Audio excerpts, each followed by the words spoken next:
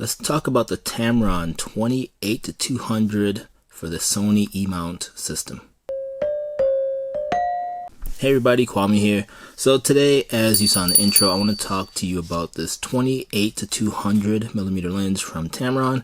Now, if you don't want to hear me ramble on about this lens, this is the best all-in-one travel lens that you can pick up for like the Sony a7 II that I have here, a7 III. You can even use it on the APS-C Sony cameras. I really love this camera. So if you're looking for a good all-in-one travel photography video lens, this is it right here. You can find links down below, all the good stuff. Thank you for watching. For those of you who want to know a little bit more, this is the 28-200 millimeter from Tamron.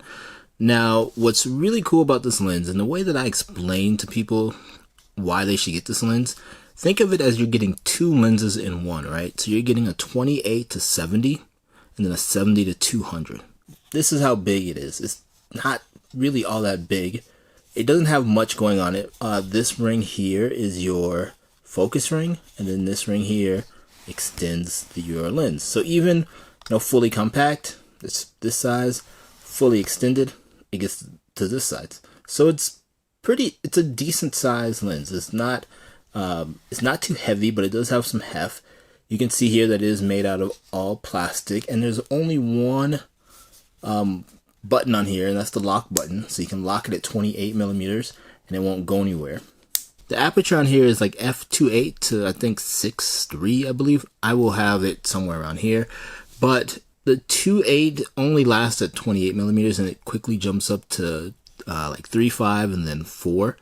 But then you can think of this as at 28-70, you're gonna get an f4 lens. You can do an f4 lens, so you can get a decent amount of light in with this lens. And then from 70-200, it does drop off a bit more, but again, for the size and the price, you're getting effectively two lenses in this one lens. And I've really been happy with this lens. This has stayed on my Sony a7 II ever since I got it. This is my combination right now, and I absolutely love it. I think it is a great piece of lens. Now, I do pair this with the 28 or the 24 f2.8 from Samyang in case I do need something like really bright and a little bit wider. But f2.8 at 28 works perfectly fine. Like I don't have any problems with using that lens. The crazy part with this lens is that it is sharp corner to corner pretty much throughout the focal range from 28-200. I'm not a big pixel peeper, so I'm not actively looking to see how sharp or where the fall off is or anything like that. There are other YouTubers that you can look at if you want that type of information. But as you can see here on screen, these images look really good, and I have no problem printing off these images. You can also check out my website. I'll have a link down below that will take you directly to the blog post to where you can see sample images from this lens up close. Using it on the a6100 was no different than the a7, except it was a little bit, the crop factor you have to deal with. So it's more like using like a 48-300 millimeter lens, which still worked out great. So who do I recommend this lens for? I think this lens is for anyone who wants to travel light. Just take one camera body, one lens with you. If you're hiking, camping, traveling overseas, anything like that, this lens will get it done. Especially with the 28, you get the f2. So if you are in a darker situation or in a restaurant, you can get a decent amount of light, especially if you're carrying it with like a Sony a7 line, a7 II in my case, or a7R2, a7 III, a7R3, whatever. You can get really good images with this lens and this camera setup. Even with the battery grip, it's still, relatively light to carry around with. The other nice part is I'm not carrying, 3 different lenses with me.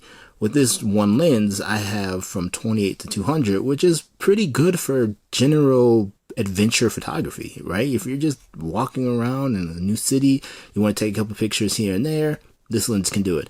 Even if you are a professional photographer and you want to lighten your load, you're going to be outdoors, you can use this lens to get portraits and other headshots.